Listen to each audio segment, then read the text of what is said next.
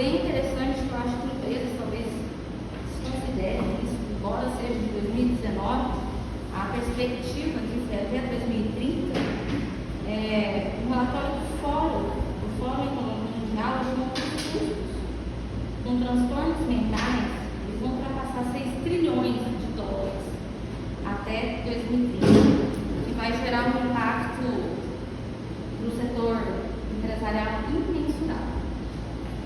Isso é bem grave, é um valor bem alto, né?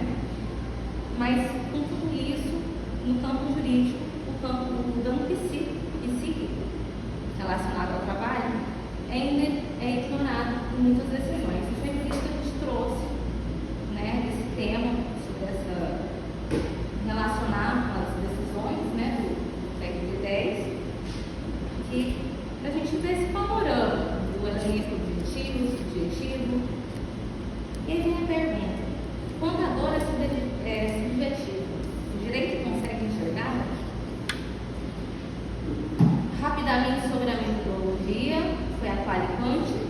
Então, primeiro busquei a quantidade, né, desses julgados do segundo grau, no ano de 2024, né, que relacionadas à saúde mental do trabalhador, do continente, no âmbito da jurisdição de Palmas, né, que também são mais 32 municípios, né, 33 no total. Da nossa jurisdição, sim. Palmas e 30. Palmas e mais 100. Mais 30, né? Então, a pesquisa abordou tudo isso e nós localizamos 25 decisões que eram alinhadas ao tema.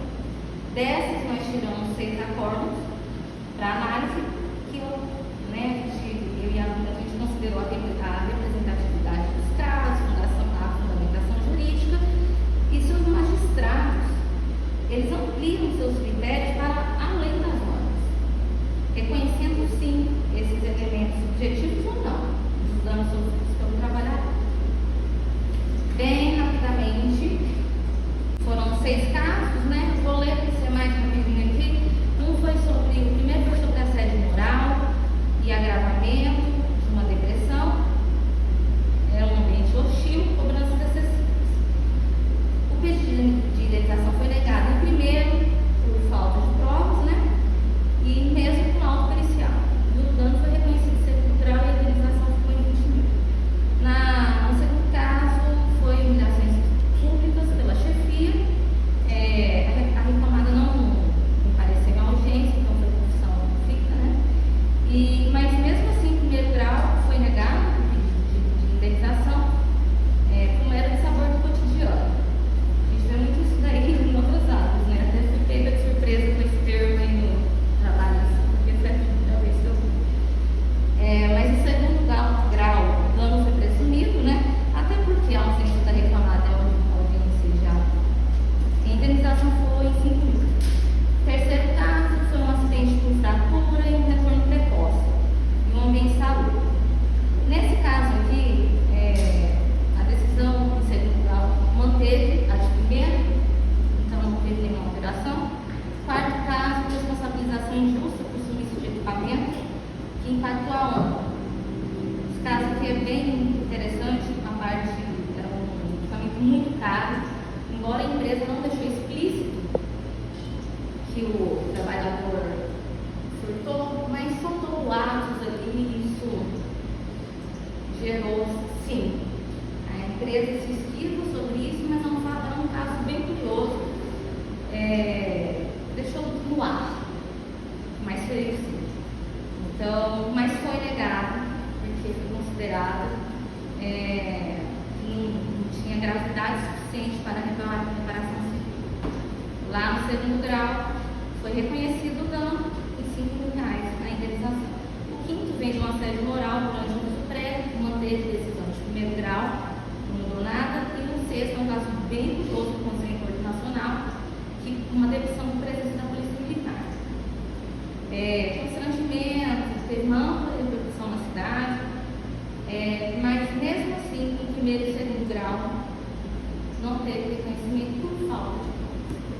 Então, assim, essas decisões elas sempre vão ser mais abordagens técnicas e interpretações mais organizadas, quando a gente compara os dois graus.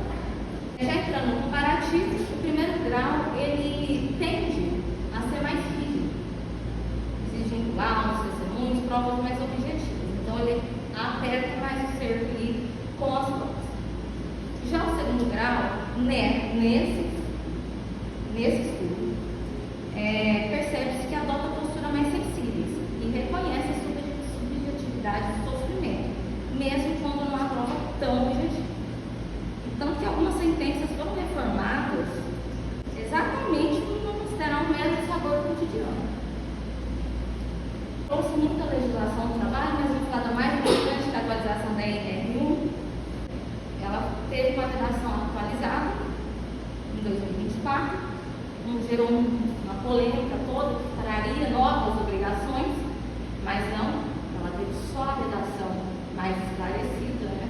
Porque as obrigações já existiam, onde deixou mais claro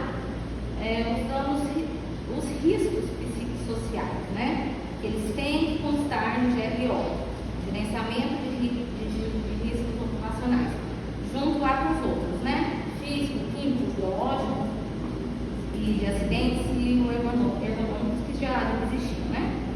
A vigência plena dela, até com punição, era para entrar em vigor agora, 26 de maio de 25. Mas às vésperas, um mês antes, o Ministério do Trabalho e Emprego divulgou que ela foi, né, digamos assim, as empresas não tinham tempo, não conseguiram se ajeitar, enfim, o primeiro ano vai ser educativo, próximo ano vai poder ter caráter punitivo. Os exemplos de riscos psicossociais: assédio moral e sexual, metas inalcançáveis, sobrecarga de trabalho, falta de apoio e reconhecimento, clima de medo, insegurança.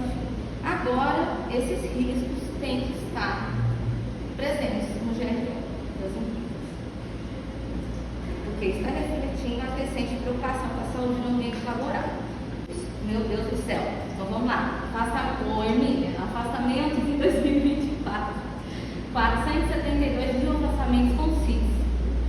Foi o maior de uma década. Tá? O estudo traz aqui que tem o judiciário ele precisa se comprometer mais com os elementos subjetivos também. Não apenas com a letra de suas exigências, né? Eu trouxe um trecho aqui, eu acredito que não vai dar para ler, mas vou trazer um fechamento aqui, 1 minuto, vou passar um minutinho só. Eu